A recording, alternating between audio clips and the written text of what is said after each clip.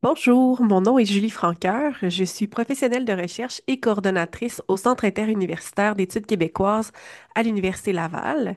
Ça me fait plaisir aujourd'hui de vous présenter quelques faits saillants d'un site web de cartographie dynamique réalisé dans le cadre du projet MAP Montréal, l'avenir du passé.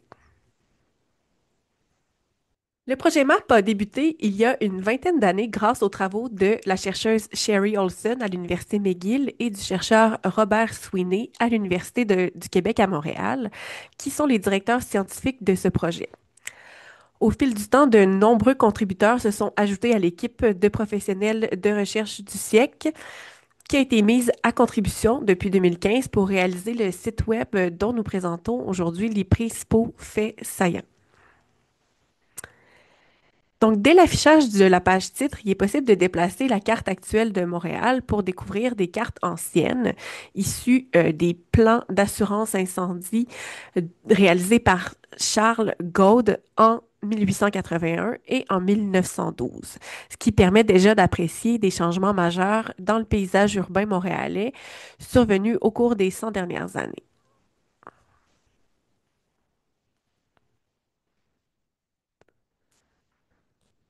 D'ailleurs, la page Nos fabuleuses sources montre un exemple d'une planche cartographique tirée de l'Atlas Gold de 1881. Ces images numériques ont été géoréférencées dans un SIG de manière à permettre la superposition des cartes anciennes aux informations cartographiques actuelles provenant de Esri.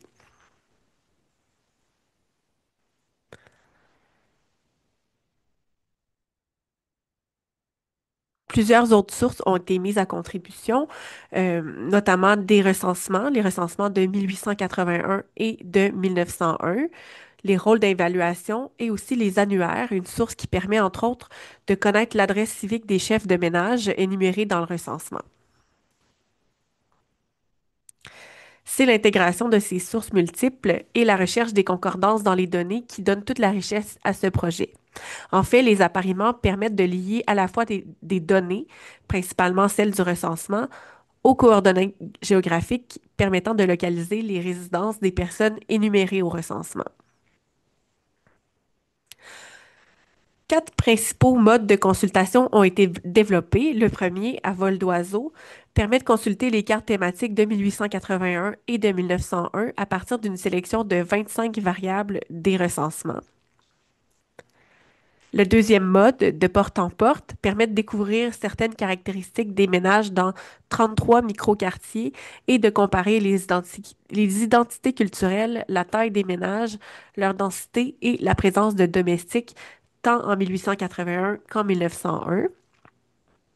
Le troisième mode, qu'on appelle la ville au travail, permet de découvrir la structure socio-professionnelle de la ville à l'aide de la profession du chef de ménage durant la période de la Révolution industrielle, moment où la division du travail est de plus en plus importante.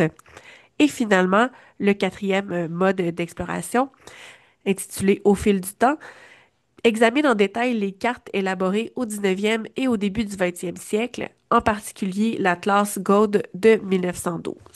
Donc, on va aller voir maintenant quelques exemples tirés de chacun de ces modes de consultation. Si on va dans le premier mode de consultation, à vol d'oiseau, vous pouvez comparer deux moments. Donc, vous avez deux cartes qui s'affichent et donc parmi les 25 caractéristiques disponibles que je vous affiche ici, on a pris, pour exemple, le pourcentage d'adultes nés à l'étranger. Donc, vous pouvez voir qu'en 1901, par exemple, on a beaucoup moins de quartiers où plus de 30% de la population adulte est née à l'étranger qu'en 1881. Et vous pouvez aussi observer qu'en 1881, les personnes nées à l'étranger se regroupent dans les quartiers du sud-ouest. Ce n'est pas étonnant compte tenu que, il y a une forte concentration, par exemple, d'Irlandais dans le quartier de Griffintown. Maintenant, si on observe le deuxième mode de consultation, je vais vous illustrer l'illustration qui s'opère, l'animation, pardon, qui s'opère lorsqu'on sélectionne des données. Donc, voilà. Donc, le second mode de consultation permet de s'intéresser à 2 années de recensement. Vous avez le choix entre 1881 et 1901 et à trois caractéristiques des ménages pour une trentaine de quartiers. Ici, on a retenu une carte de l'origine ethnique en 1901 pour une portion du quartier Saint-Jacques. Sans grande surprise, on remarque qu'une majorité des résidences de ce quartier semblent habitées par des franco-catholiques. On a quand même une certaine diversité.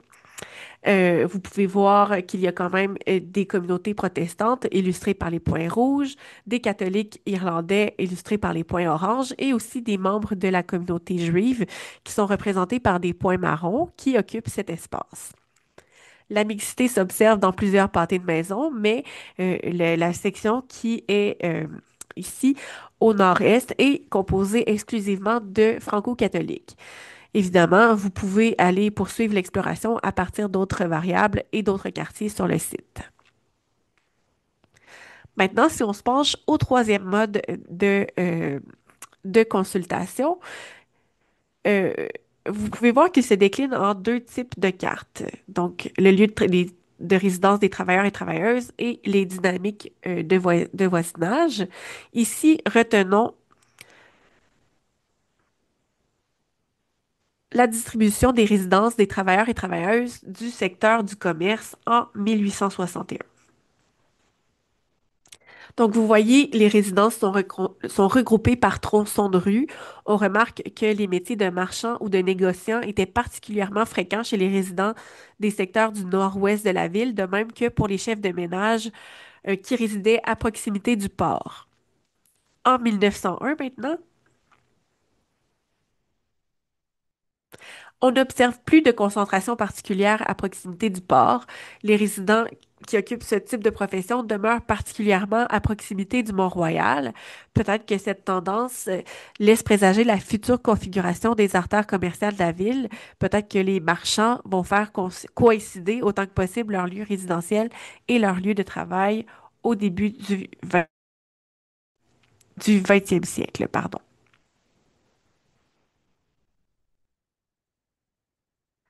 C'est justement la question à laquelle permet de répondre le second type de carte de ce mode de consultation,